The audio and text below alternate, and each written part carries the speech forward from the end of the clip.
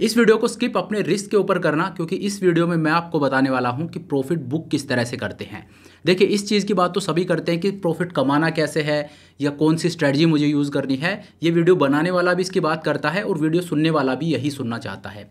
लेकिन जब प्रॉफिट हो रहा होता आपको, वो आपका प्रॉफिट नहीं है। जब तक वो स्क्रीन पे है तब तक आपका नहीं है। आपका प्रॉफिट तब होता है जब आप उसको बुक करते हो, वरना वो प्रॉफिट वहाँ से जा भी सकता है। तो आज के इस वीडियो में हम यही समझेंगे कि डिफरेंट स्ट्रेटजी के अकॉर्डिंग आपको प्रॉफिट बुकिंग कहाँ पे करनी चाहिए, कब आपको प्रॉफिट बुक करना चाहिए। तो ये वीडियो है, ये काफ़ी काम का होने वाला है। इस वीडियो को पूरा देखिएगा, स्किप बिल्कुल भी मत कीजिएगा। So hello everyone, this is Satpal and you are watching option seller. और आज का वीडियो है, इसमें हम समझेंगे बहुत ज़रूरी चीज़ जिसका नाम है प्रॉफिट बुकिंग, कि प्रॉफिट बुकिंग ऑप्शन सेलिंग में कब करनी चाहिए। डिफरेंट स्ट्रेटजीज़ का मैं जिक्र करूंगा और उनमें कब आपको प्रॉफिट बुकिंग करनी है, सब कुछ मैं आपको बताने वाला हूं। तो चलिए अब टाइम को वेस्ट नहीं करते, मैं सीधा आपको स्क्रीन के ऊपर लेकर चलता हूं और बताता हूं कि कौन सी स्ट्रेटजी में कब आपको प्रॉफिट बुक करना चाहिए। तो देखिए, ये टोटल 6 स्ट्रेटजीज हैं जो मैंने यहाँ पे डाल दी हैं, जो प्रोमिनेंटली हम लोग ट्रेड करते हैं। और दूसरा क्या है, ये स्ट्रेटजीज ऑन पर्पस मैंने यहाँ पे डाली है क्योंकि ये सारे विक्स इन्वायरमेंट है उनको कवर करती हैं। चाहे लो विक्स है उसमें भी आप इनको ट्रेड कर सकते हो, हाई विक्स है उसमें भी ट्रेड करने वाली स्ट्रेटजीज यहाँ मिलेंगी, और मॉडरेट विक्स है उसमें भी ट्रेड करने वाली स्ट्रेटजी आपको यहाँ पे देखने को मिलेंगी। तो डिफरेंट स्ट्रेटजीज हैं, वो डिफरेंट विक्स इन्वायरमेंट में आप ट्रेड कर सकते हो। ये एक पूरा कॉम्बो है जिसमें आपको वो एक सेट है वो मिल जाता है। तो देखिए यहाँ पे जैसे आयरन फ्लाई की पहले हम बात कर लेते हैं।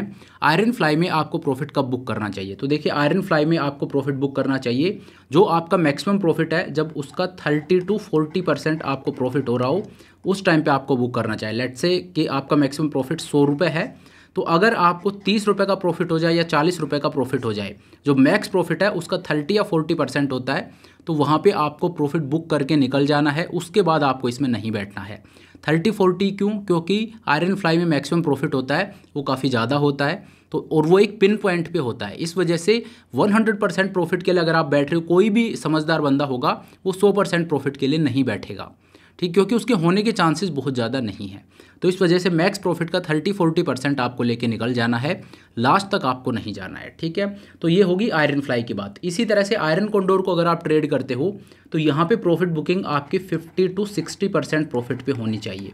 कि अगर आपको 100 रुपये का प्रॉफिट है मैक्सिमम प्रॉफिट, तो आपको जब 50 रुपये या 60 रुपये का प्रॉफिट हो जाता है, जब इतना प्रॉफिट होता है तो उसको वहाँ पे बुक करके आपको निकल जाना है। इसके बाद आपको उस ट्रेड में नहीं रहना है, ठीक है।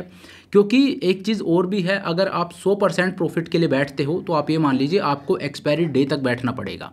अगर किसी ट्रेड में 100 रुपये का प्रॉफिट है तो ये प्रॉफिट आपको कब होगा? एक्सपायरी डे वाले दिन। और बीइंग ए ऑप्शन सेलर मैं आपको हमेशा बोलता हूँ, एक्सपायरी डे तक जाने की आदत अपनी बदल लीजिए या डालिए ही मत। अगर पहले करते थे तो चेंज कर लीजिए, और नया शुरू किया है तो जाइए ही मत, ठीक है। बीइंग ए ऑप्शन सेलर हम लोग एक्सपायरी डे तक नहीं जाएंगे, क्योंकि वो एक रिस्की गेम हो जाता है, गामा रिस्क का वो ऐड हो जाता है, स्पेशली ओपन स्ट्रेटजीज में। उनकी बात तो अब मैं आगे करूँगा। चलिए, इसी तरह से कैलेंडर और डायगोनल, ये जो दोनों स्ट्रेटजीज हैं, इनको वोलेटिलिटी स्प्रेड भी बोला जाता है।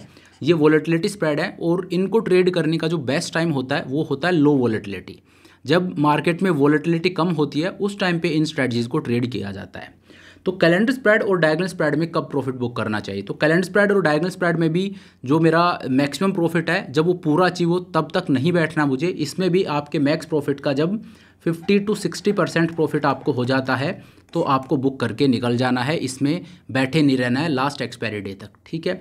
तो 50 to 60% प्रॉफिट होगा, वहाँ पे ये मैं लेके निकल जाऊँगा। इसके बाद आ जाती है स्ट्रैंगल। स्ट्रैंगल और स्ट्रैडल, ये दो स्ट्रेटजी हैं, ये है ओपन स्ट्रेटजी, ठीक है। ओपन स्ट्रेटजी का मतलब क्या हो गया? ये ऊपर की जो स्ट्रेटजी थी ये तो आती है इनबिल्ट हैज के साथ।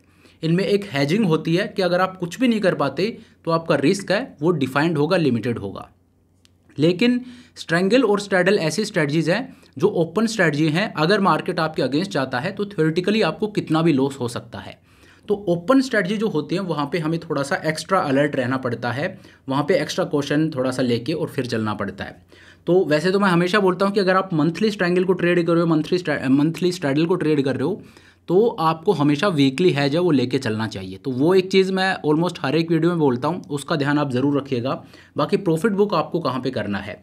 तो अगर आप स्ट्रैंगल को ट्रेड कर रहे हो तो यहाँ पे आपकी जो प्रॉफिट बुकिंग है वो 50% प्रॉफिट पे हो जानी चाहिए। कि आपका मैक्सिमम प्रॉफिट अगर 100 रुपये का है तो जब आपको 50 रुपीज़ का प्रॉफिट हो रहा है उसी टाइम पे प्रॉफिट बुक करके निकल जाइए। प्रॉफिट को टेबल पे छोड़िएगा मत, ठीक है। इसी तरह से अगर आप स्ट्रैडल को ट्रेड कर रहे हो तो यहाँ पे भी 1/3 आप मान लीजिए, ऑलमोस्ट 33%, ठीक है।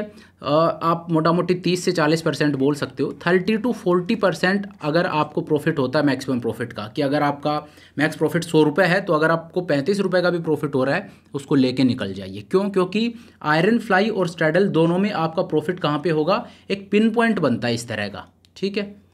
अब ये जो पॉइंट है इस पे आपका मैक्सिमम प्रॉफिट होगा अगर मार्केट एग्जैक्ट इस पॉइंट पे आता है। तो मार्केट एक पिन पॉइंट पे आएगा, इसके चांसेस है वो बहुत रेयर हैं, कोई 1000 में से एक बार ऐसा होगा।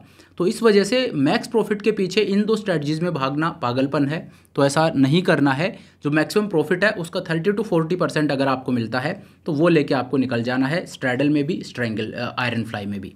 ये दोनों, आयरन फ्लाई कुछ नहीं है, स्ट्रैडल का ही एक हेज्ड वर्जन है। अगर आपका लो रिस्क एपेटाइट है तो आप आयरन फ्लाई को ट्रेड करते हो, अगर आपका ज़्यादा होता है तो आप एक स्ट्रैडल को ट्रेड करते हो, ठीक है। तो इस तरह से ये आपकी प्रॉफिट बुकिंग होनी चाहिए। आयरन फ्लाई में 30 to 40% है, आयरन कोंडोर में 50 to 60% है, कैलेंडर डायगोनल में 50 to 60% है, स्ट्रेंगल में 50% है और स्ट्रैडल में 30 to 40% है, ठीक है। बाकी विक्स के अकॉर्डिंग अगर मैं आपको बताऊं तो आयरन फ्लाई और आयरन कोंडोर ये मॉडरेट विक्स की स्ट्रेटजी है कि विक्स ना बहुत ज़्यादा है ना बहुत कम है। कैलेंडर और डायगोनल स्प्रेड है, ये लो विक्स में ट्रेड करने के लिए बेस्ट स्ट्रेटजीज होती हैं। और अगर हाई विक्स है तो वहाँ पे स्ट्रैडल और स्ट्रेंगल है, ये आपको ट्रेड करना चाहिए, लेकिन एक हैजिंग के साथ, चाहे आप वीकली हैजिंग क्यों ना लगा रहे हो, ठीक है। तो चलिए इस तरह से प्रॉफिट बुकिंग है। प्रॉफिट बुकिंग बड़ी ज़रूरी चीज़ होती है यार, क्योंकि प्रॉफिट आपका तब होता है जब आप उसको बुक कर लेते हो। आपको स्क्रीन पे कितना ही प्रॉफिट दिख रहा हो वो जा सकता है अगर मार्केट एक एडवर्स मूव देता है तो आपका प्रॉफिट वो नहीं है जो आपको स्क्रीन पे दिख रहा है, आपका प्रॉफिट वो है जो आपने बुक कर लिया है। तो प्रॉफिट बुकिंग है उसको हम बहुत ज़्यादा ओवरलुक करते हैं। हम एंट्री की बात करते हैं, स्ट्रेटजी की बात करते हैं, प्रॉफिट की बात करते हैं, लेकिन जो बहुत ज़रूरी चीज़ है प्रॉफिट बुक करना, कि हाँ भी वो प्रॉफिट है वो स्क्रीन पे ही नहीं है, वो मेरे पॉकेट में है, तो उसके लिए ज़रूरी है प्रॉफिट बुक करना। बहुत सारे ट्रेडर होते हैं जिनके साथ ये चीज़ होती है कि वो ट्रेड तो ले रहे हैं लेकिन प्रॉफिट उनको हो भी रहा है लेकिन वो उसको घर नहीं ले जा पा रहे हैं।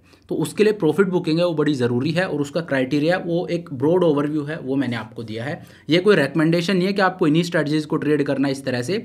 मैंने एक एजुकेशनल पर्पज़ से आपको बताया कि ये क्राइटेरिया होता है, अगर आप इस तरह की स्ट्रेटजीज को ट्रेड करते हो तो प्रॉफिट आपको इस हिसाब से बुक करना चाहिए, ना कि लास्ट में एक्सपायरी डेट तक आपको जाना चाहिए। तो चलिए, thank you so much for watching the video. I hope ये वीडियो आपको पसंद आया होगा। अगर वीडियो अच्छा लगा तो मेक श्योर आप वीडियो को लाइक करें, चैनल को सब्सक्राइब करें। This is Satpal signing off.